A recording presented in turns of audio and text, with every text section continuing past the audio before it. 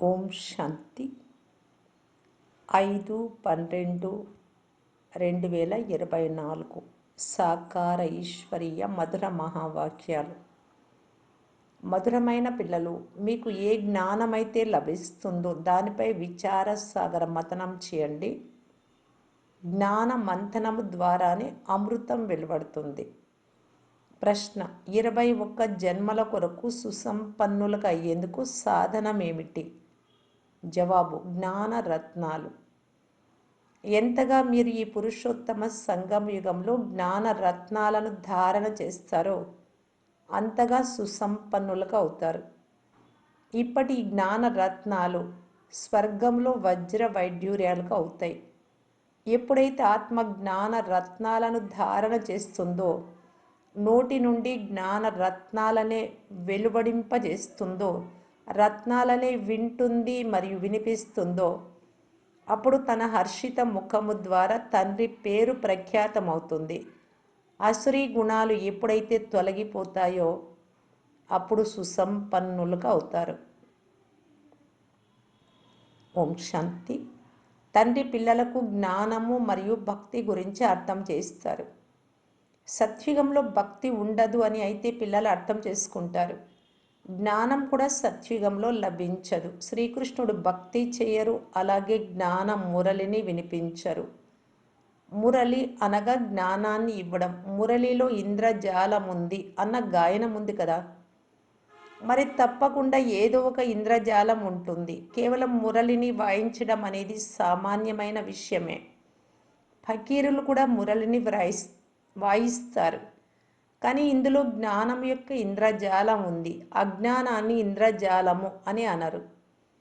శ్రీకృష్ణుడు మురళిని వాయించేవారు అని మనుషులు భావిస్తారు. అతనికి ఎంతో మహిమ చేస్తారు. తండ్రి అంటారు, శ్రీకృష్ణుడైతే ఒక దేవత. మనుషుల నుండి దేవతలుగా, దేవతల నుండి మనుష్యులుగా ఇలా అవుతూనే ఉంటారు. దైవీ సృష్టి కూడా ఉంటుంది, అలాగే మనుష్య సృష్టి కూడా ఉంటుంది. ఈ జ్ఞానంతో మనుషుల నుండి దేవతలుగా అవుతారు. సత్యుగం ఉన్నప్పుడు ఈ జ్ఞాన వారసత్వం ఉంటుంది. సత్యుగంలో భక్తి ఉండదు. దేవతలు ఎప్పుడైతే మనుషులుగా అవుతారో అప్పుడు భక్తి ప్రారంభం అవుతుంది.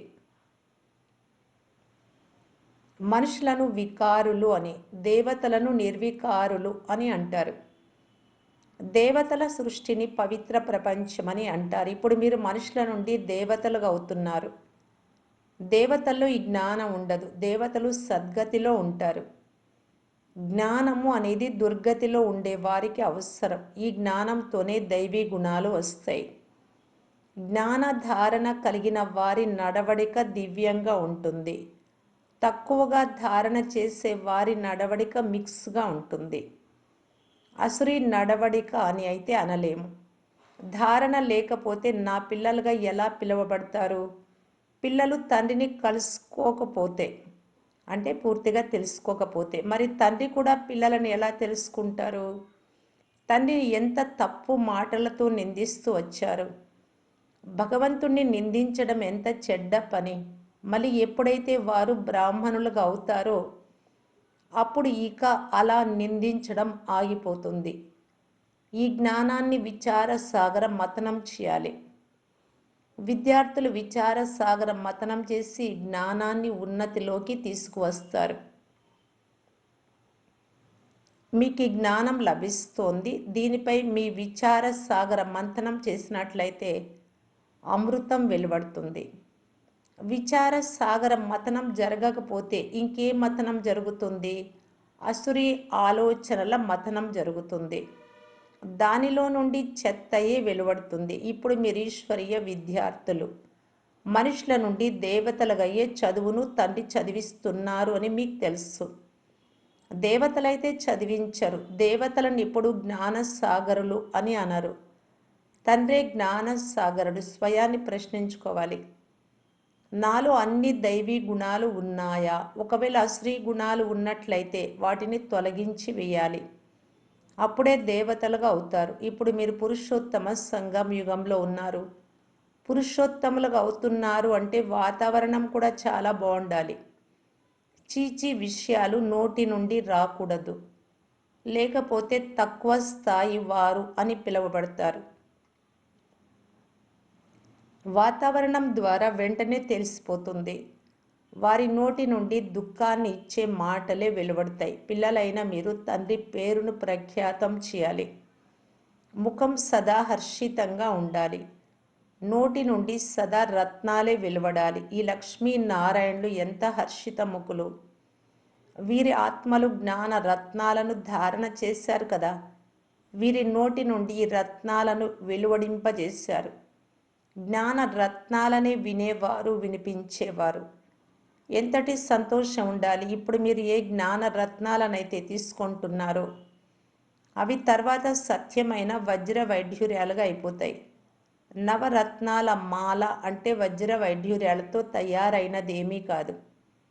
అది ఈ చైతన్య రత్నాల మాల. మనుషులు వాటిని ఆ రత్నాలుగా భావించి ఉంగరాలు మొదలైన వాటిని ధరిస్తారు. జ్ఞాన రత్నాల మాల ఈ పురుషోత్తమ సంగం యుగంలోనే తయారవుతుంది. ఈ రత్నాలు 21 జన్మల కొరకు సుసంపన్నులుగా చేస్తాయి. వీటిని ఎవ్వరూ దోచుకోలేరు. ఈ ప్రపంచంలో ఏవైనా రత్నాలు ధరిస్తే వెంటనే దోచుకుంటారు. కావున స్వయాన్ని చాలా చాలా వివేకవంతులుగా తయారు చేసుకోవాలి. అసురీ గుణాలను తొలగించి వేయాలి. అసురీ గుణాలు కలవారి ముఖం కూడా అలా అయిపోతుంది. క్రోధంతో ముఖం ఎర్రగా రాగిలాగా అయిపోతుంది. కామ వికారము కలవారైతే పూర్తిగా నల్ల ముఖము వారిగా అయిపోతారు. శ్రీకృష్ణుని కూడా నల్లగా చూపిస్తారు కదా. వికారాల కారణంగానే తెల్లగా ఉన్న వారి నుండి నల్లగా అయిపోయారు. పిల్లలైన మీరు ప్రతి ఒక్క విషయం పైన విచార సాగర మంథనం చేయాలి. ఇది చాలా ధనాన్ని ప్రాప్తింపచేసే చదువు. క్వీన్ విక్టోరియా యొక్క మంత్రి మొదట చాలా పేదవానిగా ఉండేవారని, దీపం వెలిగించుకొని చదువుకునేవారు అని పిల్లలైన మీరు విన్నారు. కానీ ఆ చదువు రత్నాలేమీ కాదు. జ్ఞానాన్ని చదువుకొని పూర్తి పొజిషన్ను పొందుతారు. కావున చదువు ఉపయోగపడిందే కానీ ధనం కాదు. చదువే ధనము. అది హద్దులోని ధనము. ఇది అనంతమైన ధనం. తండ్రి మిమ్మల్ని చదివించి విశ్వ అధిపతులుగా తయారు చేస్తున్నారు అని ఇప్పుడు మీరు అర్థం చేసుకున్నారు. అక్కడ ధనాన్ని సంపాదించేందుకు చదువు చదవరు. అక్కడ ఇప్పటి పురుషార్థంతో అపారమైన ధనం లభిస్తుంది. ఆ ధనం అవినాశిగా అయిపోతుంది. దేవతల వద్ద ఎంతో ధనం ఉండేది. మళ్ళీ ఎప్పుడైతే వామ మార్గంలోకి రావణ రాజ్యంలోకి వస్తారో అప్పుడు కూడా ఎంత ధనం ఉండేది. ఎన్ని మందిరాలు నిర్మించారు. మళ్ళీ తర్వాత ముసల్మాన్లు దోచుకున్నారు. ఎంత ధనవంతులుగా ఉండేవారు. ఈ రోజుల్లోని చదువుతో ఇంతటి ధనవంతులుగా అవ్వలేరు. ఈ చదువుతో మనుషులు ఎలా అయిపోతారో చూడండి. పేదవారి నుండి షావుకారులుగా. ఇప్పుడు భారత్ ఎంత పేదదిగా ఉందో చూడండి. పేరుకు షావుకారులైన వారు ఎవరైతే ఉంటారో వారికైతే తీరికే లేదు. తమ ధనము పొజిషన్ యొక్క అహంకారం ఎంతగా ఉంటుంది. ఇందులో అహంకారము మొదలైనవన్నీ అంతమైపోవాలి. మనము ఒక ఆత్మ. ఆత్మ వద్ద ధన సంపదలు వజ్ర వైఢూర్యాలు మొదలైనవేవీ లేవు.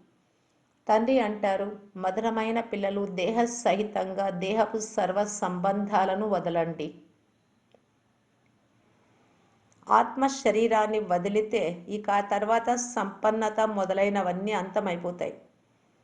మళ్ళీ ఎప్పుడైతే క్రొత్తగా చదువుకుంటారో ధనాన్ని సంపాదిస్తారు. అప్పుడు ధనవంతులుగా అవుతారు. లేదా దాన పుణ్యాలను బాగా చేసి ఉంటే షావుకారుల ఇళ్లలో జన్మ తీసుకుంటారు. ఇది గత కర్మల ఫలము అని అంటారు. జ్ఞానాన్ని దానం చేసి ఉంటారు. లేక కాలేజీలు ధర్మశాలలు మొదలైనవి నిర్మించి ఉంటారు. దాని వలన ఫలం లభిస్తుంది. కానీ అది అల్పకాలికమైనది. ఈ దాన పుణ్యాదులు మొదలైనవి కూడా ఇక్కడే చేయబడతాయి. అవి సత్యుగంలో చేయబడవు. సత్యుగంలో మంచి కర్మలే ఉంటాయి. ఎందుకంటే ఇప్పటి వారసత్వమే అక్కడ లభిస్తుంది. అక్కడ ఏ వికర్మలు ఉండవు. ఎందుకంటే అక్కడ రావణుడే లేడు. వికారాలలోకి వెళ్ళడం వలన వికారి కర్మలకు అవుతాయి. వికారాల ద్వారా వికర్మలు తయారవుతాయి. స్వర్గంలో వికర్మలంటూ ఏవి ఉండవు. మొత్తం ఆధారమంతా కర్మలపైనే ఉంది. ఈ మాయా రావణుడు అవగుణాలు కలవారిగా చేస్తాడు. తండ్రి వచ్చి సర్వగుణ సంపన్నులుగా చేస్తారు. రామవంశీయులు మరియు రావణ వంశీయుల యుద్ధం జరుగుతుంది. మీరు ఆత్మారాముడైన తండ్రి పిల్లలు. ఎంతో మంచి మంచి పిల్లలు కూడా మాయతో ఓడిపోతారు. బాబా పేర్లు చెప్పరు, అయినా కానీ నమ్మకం పెట్టుకుంటారు. అతి అధములుగా అయిన వారి ఉద్ధరణను కూడా చేయవలసి ఉంటుంది. తండ్రి అయితే మొత్తం విశ్వమంతటి ఉద్ధరణను చేయాలి. రావణుని రాజ్యంలో అందరూ అధమగతిని పొందారు. తండ్రి అయితే స్వయాన్ని రక్షించుకునే మరియు ఇతరులను రక్షించే యుక్తులను ప్రతిరోజు అర్థం చేయిస్తూ ఉంటారు. కానీ పడిపోతే ఇక అతి అధములుగా అయిపోతారు. అటువంటి వారు ఇక అంతగా పైకి ఎక్కలేరు. ఆదమ స్థితి లోపల తింటూ ఉంటుంది. అంత్యకాలంలో ఎవరైతే స్త్రీని స్మరిస్తారో అని అంటారు కదా, వారి బుద్ధిలో అధమ స్థితియే గుర్తొస్తూ ఉంటుంది. తండ్రి కూర్చొని పిల్లలకు అర్థం చేయిస్తారు. సృష్టి చక్రం ఎలా తిరుగుతుంది అనేది కల్పకల్పం మీరే వింటారు. జంతువులైతే తెలుసుకోవు కదా, మీరే వింటారు మరియు అర్థం చేసుకుంటారు. మనుషులైతే మనుషులే. ఈ లక్ష్మీ నారాయణలకు కూడా చెవులు, ముక్కు మొదలైనవన్నీ ఉన్నాయి. ఎంతైనా వారు మనుషులే కదా, కానీ దైవీ గుణాలు ఉన్న కారణంగా వారిని దేవతలు అని అంటారు. వీరు ఈ విధంగా దేవతల్లా ఎలా అవుతారు, మళ్ళీ ఎలా పడిపోతారు అన్న ఈ చక్రం గురించి మీకే తెలుసు. ఎవరైతే విచార సాగర మతనం చేస్తూ ఉంటారో వారికే ధారణ జరుగుతుంది. ఎవరైతే విచార సాగర మతనం చెయ్యరో వారిని తెలివి తక్కువ వారు అని అంటారు. మురళిని వినిపించే వారికి టాపిక్ పై ఇలా ఇలా అర్థం చేయించాలి అని విచార సాగర మతనం నడుస్తూ ఉంటుంది. ఇప్పుడు అర్థం చేసుకోకపోయినా సరే మున్ముందు తప్పకుండా అర్థం చేసుకుంటారు అన్న ఆశ పెట్టుకోవడం జరుగుతుంది. అలా ఆశ పెట్టుకోవడము అనగా సేవ అభిరుచి ఉన్నట్లు. అలసిపోకూడదు. ఎవరైనా పైకి ఎక్కి మళ్ళీ అధములుగా అయిపోతే ఒకవేళ వారు మళ్ళీ వస్తే స్నేహంతో కూర్చోబెడతారు కదా, వెళ్ళిపో అని అంటారా? ఇన్ని రోజులు ఎక్కడ ఉన్నారు, ఏం చేశారు అని వారి స్థితి గతుల గురించి అడగాలి.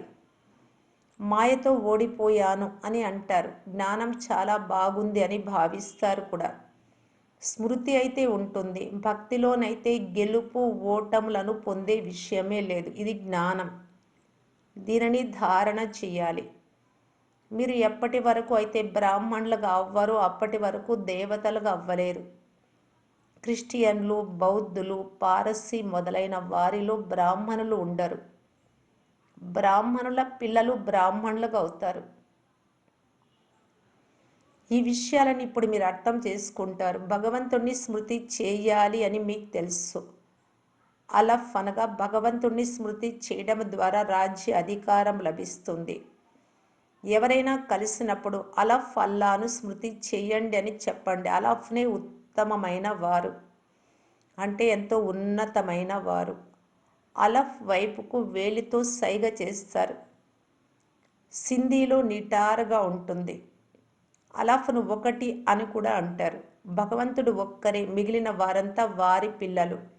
తండ్రిని అలఫ్ అని అంటారు. తండ్రి జ్ఞానాన్ని కూడా ఇస్తారు, అలాగే తమ పిల్లలుగా కూడా చేసుకుంటారు. కావున పిల్లలైన మీరు ఎంతటి సంతోషంలో ఉండాలి. బాబా మన సేవను ఎంతగా చేస్తారు, విశ్వాధిపతులుగా తయారు చేస్తారు. వారు స్వయం పవిత్ర ప్రపంచంలోకి రాను కూడా రారు. పావన ప్రపంచంలోకి వారిని ఎవ్వరూ పిలవనే పిలవరు. పతిత ప్రపంచంలోనే పిలుస్తారు. పావన ప్రపంచంలోకి వచ్చి వారేం చేస్తారు? వారి పేరే పతిత పావనుడు. కావున పాత ప్రపంచాన్ని పావనంగా తయారు చేయడం వారి కర్తవ్యం. తండ్రి పేరే శివ. పిల్లలను సాలిగ్రామాలు అని అంటారు.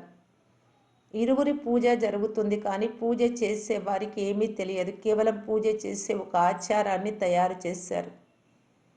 దేవీలకు కూడా ఫస్ట్ క్లాస్ అయిన వజ్రాలు, ముత్యాల మహల్లు మొదలైన వాటిని నిర్మిస్తారు, పూజిస్తారు. కానీ అక్కడైతే మట్టితో లింగాన్ని తయారు చేస్తారు, కూల్చేస్తారు.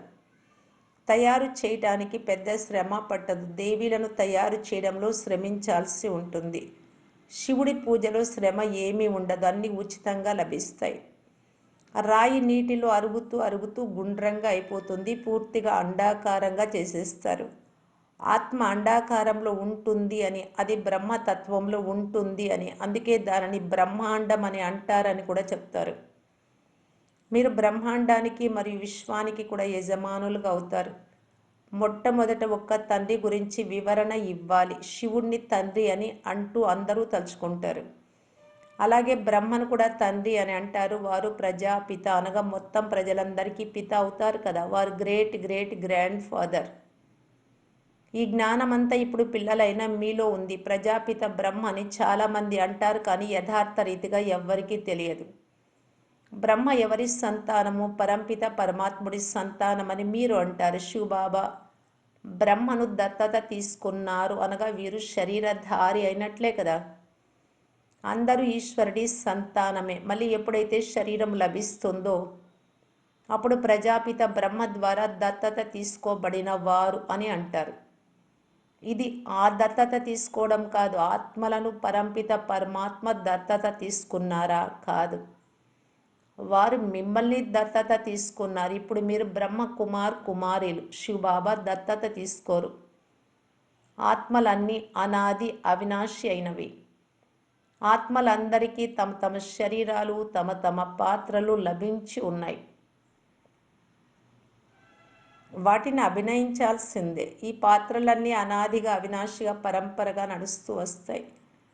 వాటికి ఆది మధ్య అంత్యాలు ఉండవు. అచ్చా, మధురాతి మధురమైన అపురూపమైన పిల్లలకు మాతాపిత బాప్ దాదాల ప్రియ స్మృతులు మరియు గుడ్ మార్నింగ్. ఆత్మిక పిల్లలకు ఆత్మిక తండ్రి నమస్తే. ధారణ కొరకు ముఖ్య సారం. ఫస్ట్ పాయింట్, తమ షావుకారుతనము, పొజిషన్ మొదలైన వాటి అహంకారాన్ని తొలగించి వేయాలి.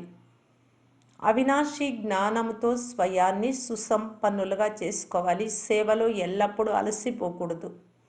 సెకండ్ పాయింట్, వాతావరణాన్ని బాగా ఉంచేందుకు నోటి నుండి ఎల్లప్పుడూ రత్నాలనే వెలువడింపజేయాలి. దుఃఖాన్ని ఇచ్చే మాటలు వెలువడకూడదు. ఈ అటెన్షన్ ఉంచాలి. హర్షిత ముఖులుగా ఉండాలి. వరదానం, ఎటువంటి వాయుమండలంలోనైనా మనస్సు బుద్ధిని క్షణంలో ఏకాగ్రం చేసే సర్వశక్తి సంపన్న భవ. బాప్ దాదా పిల్లలందరికీ సర్వశక్తులను వారసత్వంగా ఇచ్చారు. స్మృతి శక్తికి అర్థం మనస్సు బుద్ధిని ఎక్కడ జోడించాలనుకుంటే అవి అక్కడ జోడింపబడాలి. ఎటువంటి వాయుమండలం మధ్యలోనైనా మీ మనస్సు బుద్ధిని క్షణంలో ఏకాగ్రం చేయండి.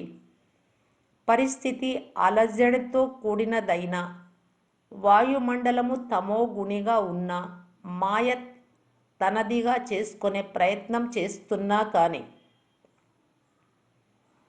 క్షణంలో ఏకాగ్రులైపోండి.